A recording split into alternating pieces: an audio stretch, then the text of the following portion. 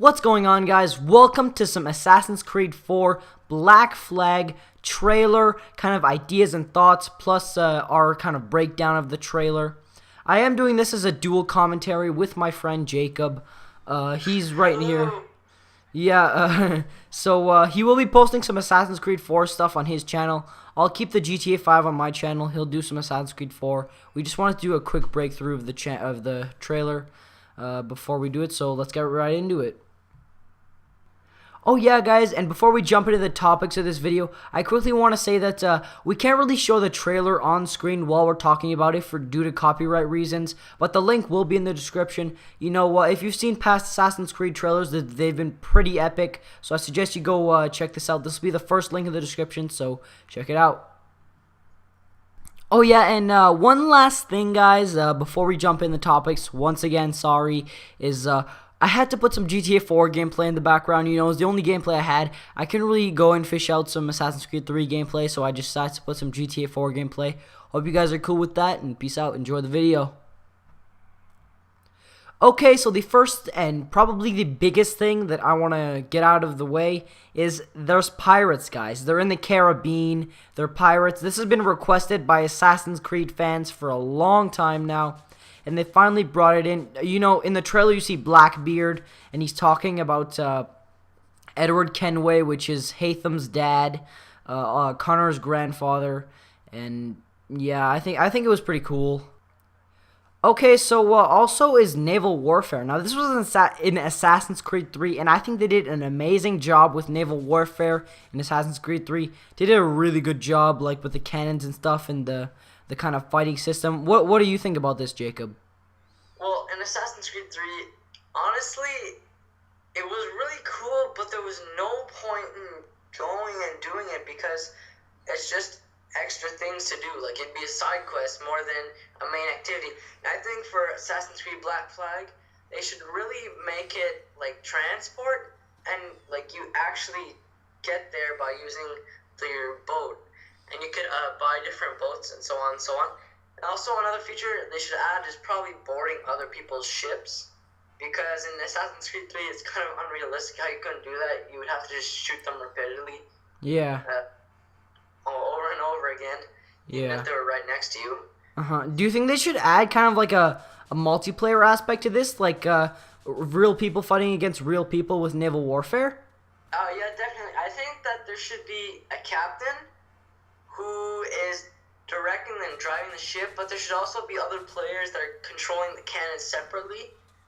So it wouldn't be like the single player where you would control everyone else and tell them where to shoot, but they would still be shooting, and there'd be like destroyable ships and stuff. It'd be pretty cool.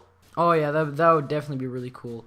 And maybe co-op naval warfare would be kind of cool. And maybe even adding this in free roam, because it was kind of more like naval warfare missions in Assassin's Creed 3. And I think if they brought it into free roam, it'd be pretty cool. What do you think on that? Yeah, free roam, because I didn't see much crafting or anything of importance while making weapons or buying stuff in Assassin's Creed 3, and they should make it so you can find treasures, because he mentions it in the trailer, the reveal trailer, where there is a lot of plunders at Mystery Adventure. So there should be a couple of like treasure chests, sunken ships, and yeah, a lot of pirate stuff where you could steal other people's loot, and it'd be pretty cool overall experience. Yeah, definitely. Okay, guys, so by the way, if you haven't finished Assassin's Creed 3, this will be a bit of a spoiler alert, so just a little warning. We're spoiling the ending here. Desmond, I don't want to say dies, but yeah, I'm pretty sure we can confirm that he maybe dies. He could come back, but they were saying that this is the end of Desmond. Ubisoft was saying that it was the end of Desmond, Assassin's Creed 3, and I'm wondering what they're going to do with this new storyline. What do you think about this, Jacob? With the storyline of Assassin's Creed 3, building off Desmond would be pretty difficult, because what they showed at the end is him dying. I don't like that term, but more so fainting, I guess. But there's still things going on, like the god just got released, the end of the world is still going to happen, but she's going to save part of the world and enslave it. So I really don't know what they're going to do. I think most logical thing would be to go with Desmond's father, train him with Haytham's father, Edward, and so that way he becomes, like, I guess, a better assassin. Yeah. So basically, put Desmond's father in the Animus, right? Yep. Yeah. And then he will carry on what Desmond. Yeah. That'd be pretty cool. Or he saves him. Yeah. Yeah. So, as you guys may or may not know, if you've seen the trailer, we know we're playing as Haytham's dad, so which is Connor's grandfather. So we know this is gonna be a bit of times back before Connor, so it probably won't be around the 1700s. It might be in the 1600s. I'm not sure. What do you think about this, Jacob? What time period do you think it would be around? What time period? Pirates 1400. Yeah, but if it's around Haytham's dad, because what age do you think that would be? Well, people back then had a life. They hoped to live to about 40 years old, right? Yeah. Well, if you take 40 years, take that off, and since assassins live a little longer, let's just say 100 years back, okay? That would be 1,600 around there. And pirates were very, I guess, big part of the world because that's when exploring was going on and stuff. Yeah. America had already been discovered, but there was still some exploring going on. Yeah. So the pirates must have a pretty big influence. And remember, it's Blackbeard. He's considered to be one of, like, the biggest pirates, and he's saying that Edward Kenway's an even better pirate than him. Yeah. So he must be a pretty badass guy. Yeah. If you guys haven't seen the trailer, Blackbeard is just basically talking about Edward Kenway and how much he's like a legend and he's like so awesome. You know what I mean? So yeah, you are right on that front. Okay. Also, in the trailer, they show off the exploration a bit. There's one part where he's swimming underwater, and it's very, it's colorful.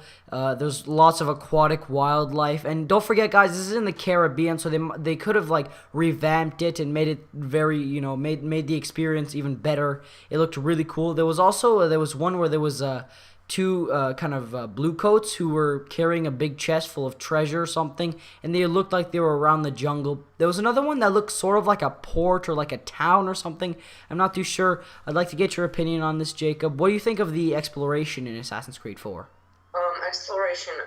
I don't know if the world should honestly be bigger than Assassin's Creed 3, but I don't know if the Caribbeans are that much bigger, because to think you're talking about all of North America in AC3, and this is just the Caribbeans. Yeah, the Caribbeans are pretty big, but still, what interests me the most is more the environment and the landscaping, how it's going to be a lot varied from the past ones, because there's not going to be as many cities, but there's more going to be like towns and ports. Most of it, the gameplay should be naval, underwater, and on your ship. Also, there's going to be a jungle, which should be pretty cool to explore around. Yeah. You see like monkeys and some different animals that you wouldn't expect. So basically what you're saying is you'd rather have a smaller map with more stuff to do than a huge map with nothing to do, right? Yeah. Yeah. That's the I would love Easter egg islands to Oh explore. yeah. That's like a must. That would be really cool. Okay, so there's also one scene where there's two women with and Edward Kenway just walks off like really cool and stuff, and there's two women. They look like they just had sexual interaction with Edward Kenway, and Jacob was just saying it reminds him of Ezio. And could you talk a little bit about that and how Ezio is very different from Connor? Yeah, well, Connor was a lot more based on throughout justice and like peace and stuff. He wasn't really the type of social person, I guess you could say. I really didn't like his personality. But Ezio was more of that comedic idol, you guess, like super badass, but he'd be funny and have a good personality. Also, Connor was just really stale, I guess. There wasn't really any backstory to him, and he didn't have much of a potential reason why. His was vengeance too, but Ezio's was a bit better. Yeah, yeah. I didn't really get to play much as Ezio, but I would imagine he was kind of, a bit more. The story was a bit more intriguing on his side than on Connor's. Like Christina was his love, but she died in AC2. Yeah. And he meets Sophia in Revelations. So yeah, I imagine they're trying to bring back that kind of spark and personality for that Ezio had in Assassin's Creed 4. Okay, so now we're gonna move on to the weapons in Assassin's Creed 4. There's the hidden blade, the dual-wield pistols, the dual-wield swords, even a bit we saw. Would you like to touch a bit on this, Jacob? Well, there was a bigger variety of, weapon types in AC3, but not weapons per se, because honestly there's only a couple weapons that are actually worth using and buying, so there's no point in going and spending money on a different club that's worse than the one you already have, right? And when you get the Assassin Tomahawk, it's basically one of the best weapons or the best weapon in the game. Do you think Edward will have his own weapon that kind of just symbolizes him? The Tomahawk just kind of symbolized Connor, that was his weapon basically. So do you think Edward would have a weapon that kind of symbolizes him? Well, they had curved swords, I guess. Yeah. Scimitar. So I don't know if that'll represent him. Maybe it's like a flintlock pistol. Yeah, probably something like that. Pistol, but he's an assassin, so he has all these weapons at his disposal, and he knows how to use them like a badass. Yeah. Hopefully, he has a pretty good personality, and he's a pretty good character to play as. Yeah, I also want to mention about he should be in control of a big crew, since, he owns his boat. Yeah. Yeah, he seemed like a man with a lot of power, you know what I mean? If Blackbeard was looking up to him like that, he must have a lot of power, so, he must, Yeah, he must own and he must be pretty rich then. Okay, yeah, and I think this is the last but not least thing we're going to talk about. I don't know if you guys knew, but in Assassin's Creed 3, Haytham is a Templar. And I'm wondering, do you think Edward was good and maybe Haytham was the one who turned as a Templar? Or maybe it's just in their blood and, Edward was the one who turned Haytham into a Templar because it runs through the family, you know what I mean? What do you think on this, Jacob? Well, he's clearly an assassin because he has the assassin robes and he's got the assassin symbol on his flag and everything.